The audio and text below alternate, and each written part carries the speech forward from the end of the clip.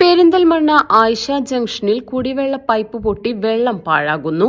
പ്രദേശത്ത് കുടിവെള്ള പൈപ്പ് പൊട്ടി വെള്ളം ഒഴുകിപ്പോകുന്നത് തുടരുകയാണ്. പൈപ്പ് പൊട്ടി ഒരാഴ്ച പിന്നിട്ടിട്ടും ബന്ധപ്പെട്ട അധികാരികളുടെ ഭാഗത്തു നിന്ന് യാതൊരു പരിഹാര നടപടിയും ഉണ്ടായിട്ടില്ലെന്നാണ് നാട്ടുകാർ ആരോപിക്കുന്നത്. 10 ദിവസമായിട്ടുണ്ടാവും ഇത് പൊട്ടിയിട്ട്.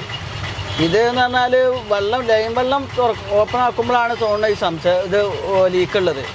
ഇതിന് മുന്നേ കുറച്ച് കാലം 2, 3, 4, 5, 6 മാസം മുന്നേ ഇതേപോലെ പ്രശ്നം ഉണ്ടായിരുന്നു. അത് പിന്നെ അങ്ങനെ നിന്നു. വീണ്ടും ഇതേപോലെ ഇപ്പോൾ ഒരു 10 ദിവസമായി തുടങ്ങിയിട്ട് ഒരു അന്വേഷിക്കാനോ കാര്യങ്ങൾക്കോ ആരും ഇവിടെ വന്നില്ല. ഞങ്ങളിത് ബന്ധപ്പെട്ടവരെ ആരെങ്കിലും അറിയിക്കണം എന്നുള്ളത് നമുക്കിട്ട് അറിയില്ല ഇതിൻ്റെ നമ്പർ. പിന്നെ ഇന്ന് രാവിലെ ഇവിടെ ആരോ ഒന്ന് വിളിച്ചിരുന്നു, എങ്ങോട്ടാന്ന് അറിയില്ല.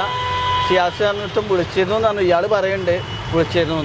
അതിന് കറക്റ്റ് എനിക്കറിയില്ല. അപ്പോൾ ഞാൻ രാവിലെ എത്തിയിട്ടില്ല അവിടെ. പിന്നെ ഇപ്പോൾ ഇത് നിർത്തണമെന്നുണ്ടെങ്കിൽ ഇതിനെ ബന്ധപ്പെട്ട് ആരെങ്കിലും അറിയാൻ വേണം. ഇതിപ്പോൾ അറിയാത്തതുകൊണ്ടാണോ എന്താണെന്ന് അറിയില്ല. ഇതേതായാലും ഇത് കുറേ ദിവസമായിട്ട് ഇങ്ങനെ നിൽക്കുന്നത്. മുനിസിപ്പാലിറ്റി ഭരണം മാറിയ ശേഷം ഈ വള്ളപ്പര പൊട്ടിയത് ഇതുവരെ മാറ്റിയിട്ടില്ല. ഇത് ചിന്തിക്കണില്ല അവരാരും. ജനങ്ങൾക്ക് വളരെ ബുദ്ധിമുട്ടാണ്. ഓട്ടോസ് ഡെയിലി കഴിക്കാൻ തന്നെ ശരിയാകുന്നില്ല. അപ്പോൾ ജനങ്ങളെ ബുദ്ധിമുട്ടിക്കാതിലാണ് ഇവരുടെ ലക്ഷ്യം.